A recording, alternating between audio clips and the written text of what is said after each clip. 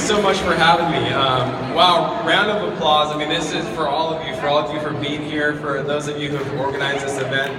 Back when I was in high school, we did not have an assembly based on all these important environmental issues. I'm really excited about the Road for Climate Action journey that's coming forward this summer. Truthfully, this is a journey for all of you. It's a journey to inspire all of you, to get motivated about the environment, and to show that the environment and humans are not two separate entities. That is, environmental health is our own health. You know, we all live, eat, and breathe the environment. We enjoy the environment if we ever get to go hiking or the beach or just sort of enjoy the clean air around us. So the two are very related, and I hope through this journey I can shine light on the important issue of the environment and specifically climate change. There's actually a big day coming up next week. Most of you, or some of you, are probably aware. It's Earth Day. This Earth Day is an exceptionally important Earth Day. Each Earth Day is actually getting more important than the previous Earth Day. And the reason is climate change is getting more and more important of an issue, more dire, more engagement is needed with each passing year.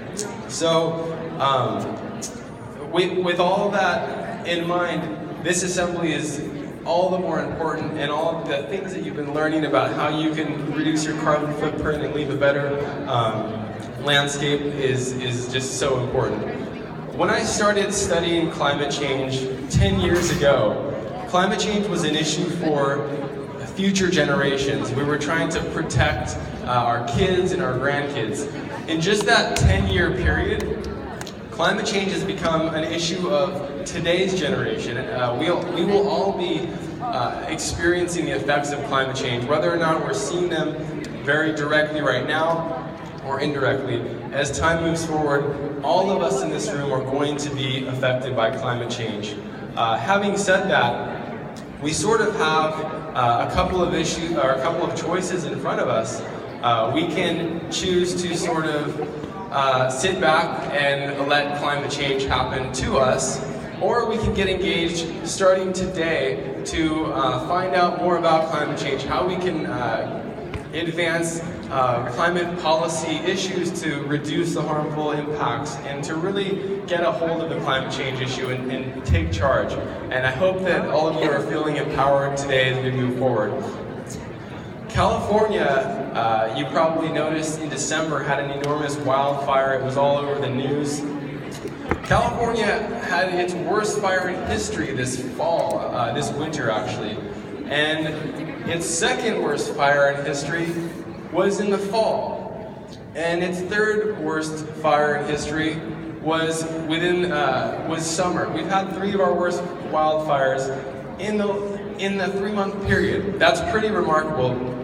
This is, this is all related to temperature, and global average temperatures are going up. Did you know that we have 4 times greater, more wildfires in California than we did just 30 years ago, burning 6 times more area each year than we did a generation ago? In Boston, where I used to live, we actually had the coldest recorded temperature since the 1920s, and then 1 month later had the warmest summer-like temperatures in February. If you were ever caught in a t-shirt in February in Boston on a normal winter, that would be unheard of. So things are kind of getting all wacky all across the world, and the North Pole in February, when it's actually dark in the North Pole, had temperatures above freezing for 65 hours. These are all making headlines each year, and that's why, again, this assembly is so important. And fortunately, the Santiago campus is doing a lot with respect to the environment, and as you've come to learn, you have the Student Sustainability Council and other groups on campus. So I encourage you, find Mrs. Osborne and some other teachers on campus and find out how you can get engaged on those issues. Some of you are going to be 18 soon if you're not already, which means you can vote. The issue of climate change is something that you can now affect at the ballot by voting for candidates that are supporting climate policies and that are going to ensure that the environment is protected moving forward. So think about all these issues when you go to the ballot and become empowered when you turn 18.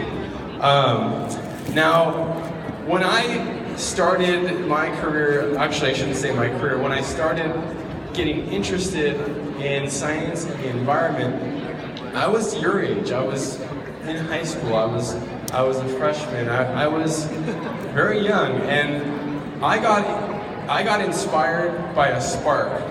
And I hope today, for at least some of you, you felt that spark. Thank you so much, and I will see you on the road for climate action. Be sure to check out the booth in the back there. I have little flyers to show you how you can follow our trip on Instagram, and there's a bunch of other cool flyers and things for you to take home today. So thank you so much.